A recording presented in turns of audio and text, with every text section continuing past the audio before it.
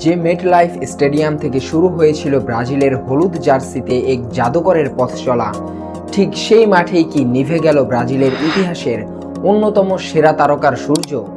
হ্যাঁ, 2026 বিশ্বকাপের শেষ 16তে নরওয়ের কাছে হেরে ব্রাজিলের বিদায়ের চেয়েও বড় ধাক্কা খেয়েছে ফুটবল বিশ্ব।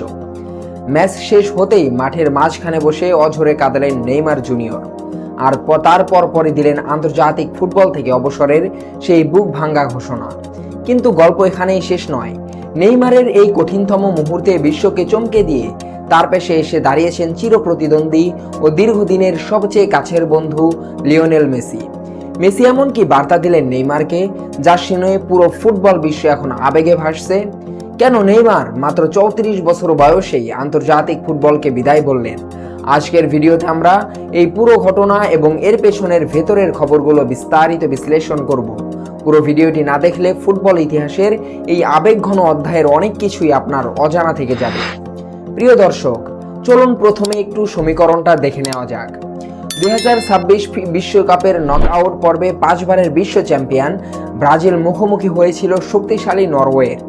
পুরো ম্যাচ জুড়ে ব্রাজিল আক্রমণাত্মক ফুটবল খেললেও নরওয়ের ডিফেন্স এবং তাদের কাউন্টার অ্যাটাকের সামনে বারবার পরাস্ত হতে হয়েছে সেলেসাওদের। ম্যাচের শেষ বাঁশি যখন বাজলো, স্কোর লাইন তখন ব্রাজিলের বিপক্ষে 2-1 গোলে হেরে বিশ্বকাপ থেকে ছিটকে গেল হেক্সা মিশনের স্বপ্ন দেখা ব্রাজিল। কিন্তু এই হার শুধু একটা টুর্নামেন্ট থেকে বিদায় ছিল না, এটা ছিল একটা যুগের অবসান। ম্যাচ শেষ হওয়ার সাথে সাথেই মেটলাইফ স্টেডিয়ামের সবুজ ঘাসে ভেঙে পড়েন নেইমার জুনিয়র। তার সেই চোখের জল মুহূর্তের মধ্যে কোটি কোটি ফুটবল প্রেমীর হৃদয় ভেঙে চুরমার করে দেয়। ম্যাচ শেষে মিক্সড জোনে যখন নেইমার এলেন, তার চোখ তখনও লাল। তিনি গণমাধ্যমের সামনে এসে যা বললেন তা শোনার জন্য কেউ প্রস্তুত ছিল না। নেইমার বলেন, আমি বারবার চেষ্টা করেছি। আমার যাত্রা শুরু হয়েছিল এই মেটলাইফ স্টেডিয়াম থেকেই, আর এখানেই আমি শেষ করলাম। এখন সব শেষ। ব্রাজিলের হলুদ জার্সিতে আমাকে আর কখনোই দেখা যাবে না। একটু ফ্ল্যাশব্যাকে যাওয়া যাক। 2010 সালের 10ই আগস্ট এই মেটলাইফ স্টেডিয়াম মার্কিন যুক্তরাষ্ট্রের বিপক্ষে ব্রাজিলের হয়ে আন্তর্জাতিক অভিষেক হয়েছিল 18 বছরের তরুণ নেইমারের। সেই ম্যাচেই তিনি গোল করেছিলেন, আর দীর্ঘ 16 বছর পর সেই একই মাঠে, সেই একই মেটলাইফ স্টেডিয়ামেই চোখের জলে শেষ হলো ব্রাজিলের 10 নম্বর জার্সির অধ্যায়। এটাকে বলে ভাগ্যের নির্মম পরিহাস। ব্রাজিলের ইতিহাসের সর্বোচ্চ গোলদাতা হয়েও পেলের রেকর্ড ভেঙে দেওয়ার পরেও একটি বিশ্বকাপ ট্রফি না পাওয়ার আক্ষেপ নিয়েই তাকে বিদায় নিতে হলো। নেইমারের এই আকস্মিক অবসরের ঘোষণায় যখন তোলপাড় পুরো ক্রীড়া বিশ্ব, ঠিক তখনই আসরে নামলেন আধুনিক ফুটবলের মহাজাদুকর লিওনেল মেসি। বার্সেলোনা এবং পিএসজিতে দীর্ঘ সময় একসাথে খেলার সুবাদে নেইমার আর মেসির বন্ধুত্ব ফুটবলের ঊর্ধ্বে। বন্ধুকে এভাবে ভেঙে পড়তে দেখে মেসি আর চুপ থাকতে পারেননি। তিনি নেইমারকে উদ্দেশ্য করে একটি আবেগঘন বার্তা পাঠিয়েছেন। মেসি বলেছেন, নেইমার, তুমি বিশ্বের অন্যতম সেরা ফুটবলার। বিশ্বকাপে তোমার মতো একজন জিনিয়াসকে দেখতে পাওয়াটা ফুটবলের জন্যই একটা বড় সৌভাগ্য। তোমাকে নতুন করে আর কিছুই প্রমাণ করার নেই বন্ধু। তুমি অনেক আগেই পুরো বিশ্বের কোটি কোটি মানুষের মন জয় করে নিয়েছো। এই কঠিন সময়ে শক্ত হও এবং নিজের জন্য সঠিক সিদ্ধান্তটি নাও। আমি সব সময় তোমার পাশে আছি। মেসির এই বার্তাটি কেবল সান্ত্বনা নয়, এটি একজন বিশ্বজয়ীর তরফ থেকে আরেকজন কিংবদন্তির প্রতি সর্বোচ্চ সম্মান।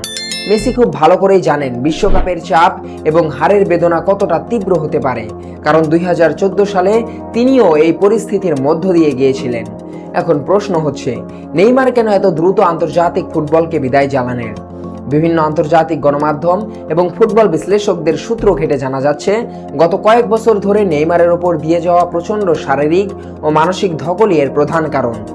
বিশেষ করে তার এসিএল ইনজুরি এবং দীর্ঘ সময় মাঠের বাইরে থাকা তাকে মানসিকভাবে অনেকটাই পিছিয়ে দিয়েছিল।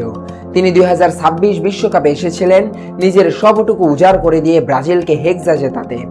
কিন্তু যখন সেই স্বপ্ন ভেঙে গেল, তখন হয়তো তিনি বুঝতে পেরেছেন যে 2030 বিশ্বকাপ পর্যন্ত নিজের ফিটনেস ধরে রাখা তার পক্ষে আর সম্ভব নয়।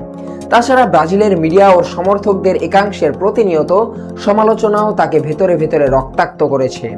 পেলের সর্বোচ্চ গোলদাতার রেকর্ড ভাঙার পরেও নেইমারকে যেভাবে ট্রোলড হতে হয়েছে, তা হয়তো তার বিদায় ঘণ্টাকে আরও ত্বরান্বিত করেছে।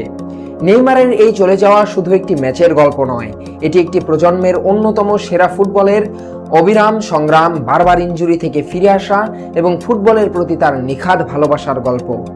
মারাকানা থেকে মেটলাইফ স্টেডিয়াম, নেইমারের কান্না যেন কোটি কোটি ব্রাজিল সমর্থকদের অপূর্ণ স্বপ্নের এক জীবন্ত প্রতিচ্ছবি হয়ে ফুটবল ইতিহাসে আজীবন থেকে যাবে।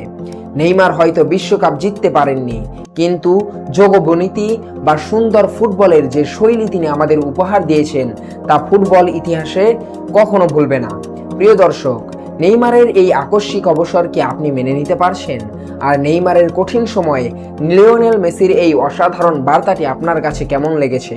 আপনি কি মনে করেন নেইমারের আরও কিছুদিন ব্রাজিলের জার্সিতে খেলা উচিত ছিল?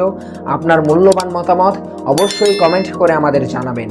ভিডিওটি ভালো লাগলে লাইক করুন এবং ফুটবলের এমন গভীর বিশ্লেষণধর্মী নিউজ সবার আগে পেতে চ্যানেলটি সাবস্ক্রাইব করে রাখুন। দেখা হবে পরবর্তী কোনো ভিডিওতে। ধন্যবাদ।